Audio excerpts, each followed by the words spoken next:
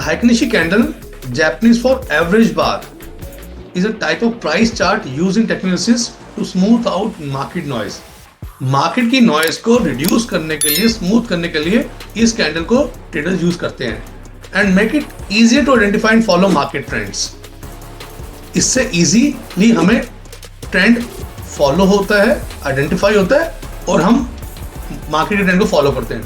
तो the Heikin Ashi candle is a type of price chart used in techniques to smooth out market noise and make it easier to identify the market trend and follow the market trend. Uses average price data from current and previous period.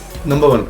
Unlike traditional candlesticks showing raw open high low close data, filter out minus price fluctuation and makes trend identification clear and easier. ये कुछ इसकी characteristics हैं जिसके बारे में यहाँ पर बात कर रहे हैं. ठीक है.